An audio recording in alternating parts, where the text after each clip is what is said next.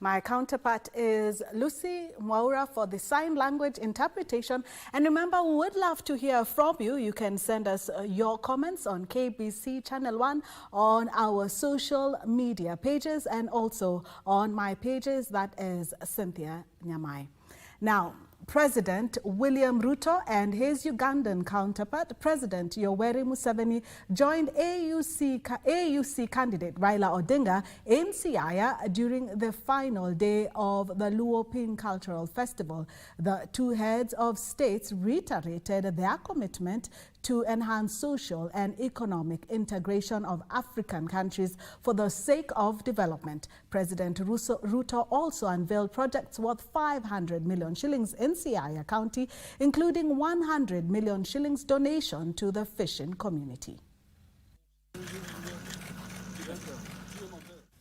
On the final day of Luo Cultural Festival, Presidents William Ruto and Yoweri Museveni joined AUC candidate Raila Odinga in Siaya County, where talks of integration of African countries as a strategy to economic development dominated. There cannot be a successful Kenya without a thriving East Africa. There cannot be a thriving Uganda without a successful East Africa. And that is why it is important for us to build on the successes that we have achieved in putting together the building blocks for trade, investment, business between the countries of East Africa. What you are doing now, you are showing the unfairness of these borders. That's what you are showing, and I'm very happy that you are showing this.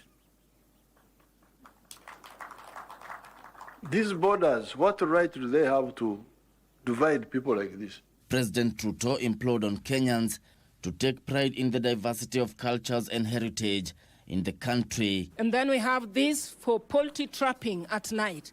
And at the end of it all, men had to protect their home. It is possible for us to belong to one community, but be different nationalities and celebrate those different nationalities.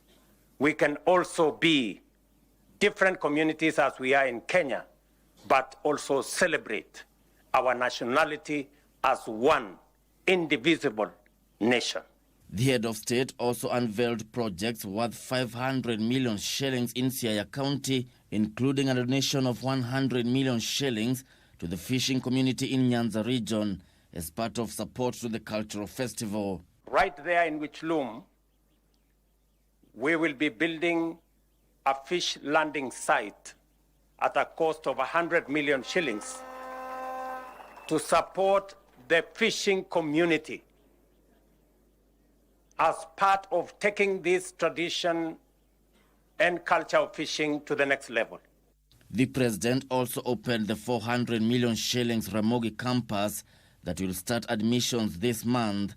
Calls for concerted efforts among African nations in promoting regional integration were echoed by Ugandan President Yoweri Museveni. For prosperity, number one, love Uganda, love Kenya, love Tanzania.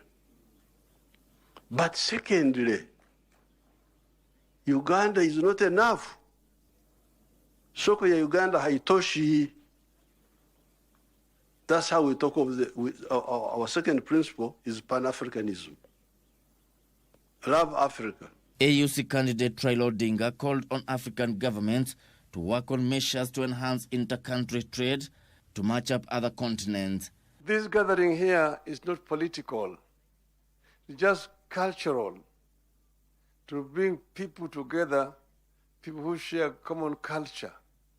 Because Waswahili wanasema ati mwacha mila ni mtumwa. Gishoke Washira, Prime Edition.